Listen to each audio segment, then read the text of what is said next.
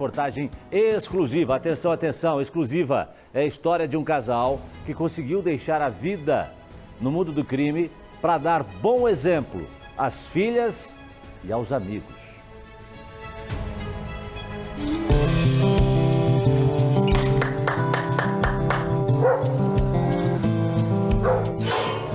Tudo bem?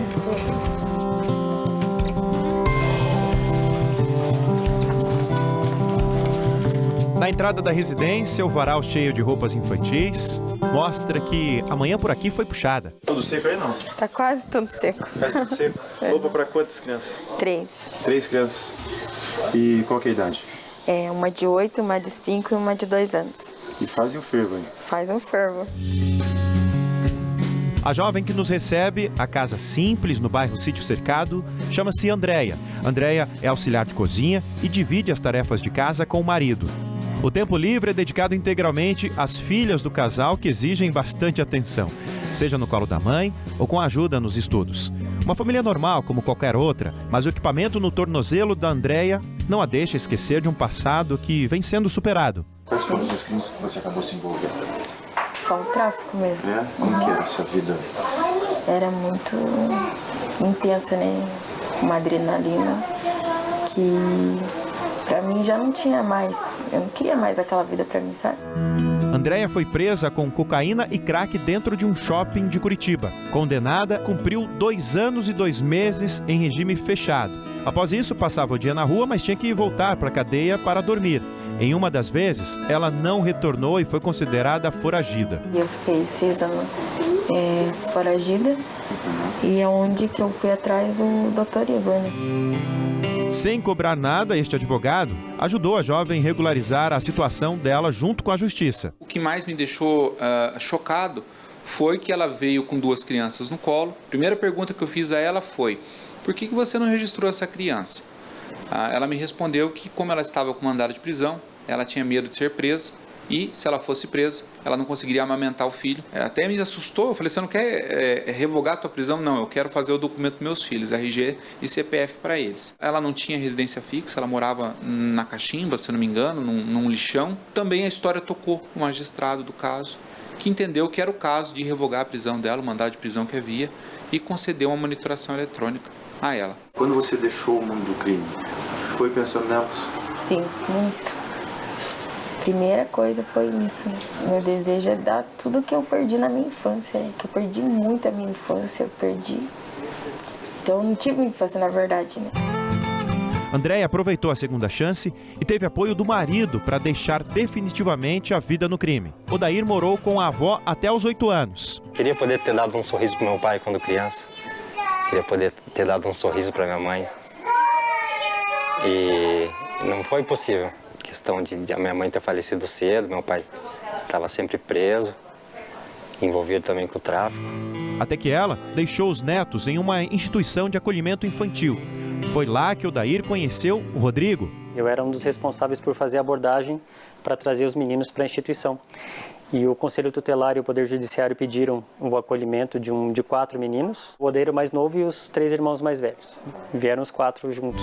Em 2013, com 16 anos e sem 2 irmãos já mortos, Odair optou por morar com o irmão mais velho. Você se influencia naquela figura mais próxima de você, aquela figura, talvez a figura paterna, que eu não tive, era o meu irmão mais velho. E ele naquele posto já de chefe do tráfico, né? Me dava toda a segurança, me dava todo o suporte, questão de alimento, estrutura, dava a casa dele para morar, mas não me oferecia aquilo como uma oportunidade. Foi depois da morte dele que eu fui conhecendo mais ainda e entrando mais ainda, né, nessa vida. Os 6 anos comandando um ponto de venda de drogas renderam dinheiro e inimigos. Sexta-feira, 17 de novembro, 10 horas da noite, saí. Tava tranquilo assim na rua, conversando com um conhecido que me parou, conversar e perguntar alguma coisa. E eu perguntei, né, se o menino que vendia as coisas ali pra mim, né, trabalhava pra mim, tava por ali, que eu precisava conversar com ele. Ele disse que o menino tava ali, os 10 minutos ele já voltava. E nisso quem me apareceu lá foi a morte. um carro prata apareceu, com os vidros tudo preto, parou, abaixou o vidro, não perguntou nada, só efetuou os disparos contra mim, foi embora. Ele efetuou 4 disparos, acertou 3 em mim. O doutor não acreditava que eu estava vivo e eu consciente. E eu vendo tudo aquilo acontecendo e a minha esposa não tinha conseguido me encontrar ainda. As crianças em casa, eu pensando nas crianças. Naquele momento que a minha vida estava em risco, aí eu virei a chave. Falei, opa, preciso fazer alguma coisa, porque senão a mesma infância que eu tive, a mesma vida que eu vivi, talvez eu possa dar para minhas filhas agora. E foi justamente quando decidiu mudar de vida que o destino resolveu dar uma pequena interferida. O Odair, por acaso, depois de deixar a gerência na boca de fumo, em troca de uma renda incerta, catando papelão na rua, reencontrou, por acaso, no centro de Curitiba, Rodrigo, seu antigo educador, na Fundação de Acolhimento Infantil, onde ficou por 7 anos. Esse reencontro demorou quase 5 anos para acontecer. A última notícia que eu tinha dele e dos irmãos é que os irmãos já tinham falecido por conta do tráfico, e passeando com a minha esposa pela Rua 15 no centro, a gente encontrou, daí paramos para conversar, ficamos quase 1 hora conversando, e aí eu perguntei que tipo de ajuda que ele precisaria. Ele falou, a única coisa que eu quero é estudar. E ele estava com um livro na mão, isso me marcou muito. O que eu posso fazer no momento, né, que ninguém vai me criticar, que ninguém vai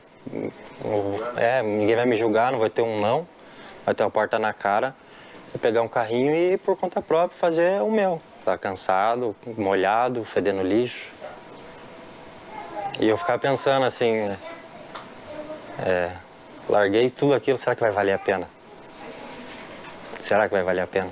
E aí eu te pergunto então agora, quando você olha para trás, assim, valeu a pena? Com certeza. Levar na escola, buscar na escola, levar na pracinha para brincar, sabe? Às vezes, só de dar um docinho, uma bala, um pirulito, a felicidade que elas ficam é assim, muito recompensador. As vidas dessas pessoas estão ligadas pelo desejo de mudança, mas o caminho não é fácil. Enquanto Odair ainda trabalha como catador de recicláveis, Andréia tem um desejo inusitado: continuar com a tornozeleira eletrônica. A detenta, que está prestes a terminar de cumprir a pena, faz parte de um programa de ressocialização do Departamento Penitenciário. Ela trabalha como auxiliar de cozinha no presídio. Na verdade, eu gosto do meu serviço, e é onde que a gente trabalha com doação, né? A gente faz doação para outras pessoas, a gente trabalha para fazer doação. Eu fiz muita coisa errada, então eu quero retribuir de uma forma. E eu gosto muito de lá, e lá é só por ter que estar de tornozeleira. Então hoje, se você perder a tornozeleira, você perde esse trabalho? Pego o serviço também. E eu vejo que você fica emocionada, você fica triste de saber disso. Fico muito triste, gosto muito dela. E eu falei, não é possível, ela só quer um registro em carteira. Como assim? Ela prefere ficar presa para ter um registro em carteira do que seguir a vida, do que ter o direito à liberdade. Andréia teme não ser aceita no mercado de trabalho por conta do seu histórico penal. E não só eu, várias meninas lá, que a gente trabalha em várias meninas lá, e é a mesma história, Eu vou sair daqui e vou fazer o quê? Porque sem a ajuda das pessoas a gente não vai poder conseguir mudar, entendeu? E é onde que as pessoas vão voltar pro mundo do crime, porque ela não vai ter um alicerce bom para poder sair de lá e arrumar um serviço, né? E eu não quero ver minhas filhas passando pela mesma situação que eu passei. Quando você vê que elas têm um lugar confortável para dormir, que elas têm escola, que elas estão vendo uma vida diferente da sua, o que você sente? Ai, minha felicidade, né? Muita, porque eu guardava minha roupa, era numa caixa. Hoje minhas filhas têm um guarda-roupa para guardar as coisinhas delas. É muito bom.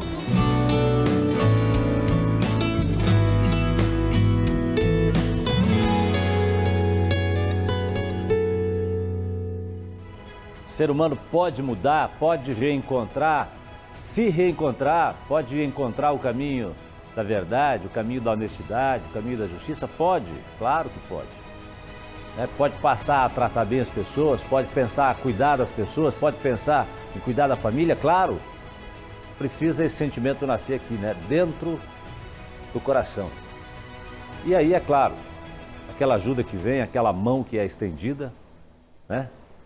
E que muitas vezes vai lá e te tira do fundo do poço, te puxa, te traz. Mas quando você chega aqui em cima, aí depende de você. Aí depende da pessoa que está buscando essa mudança.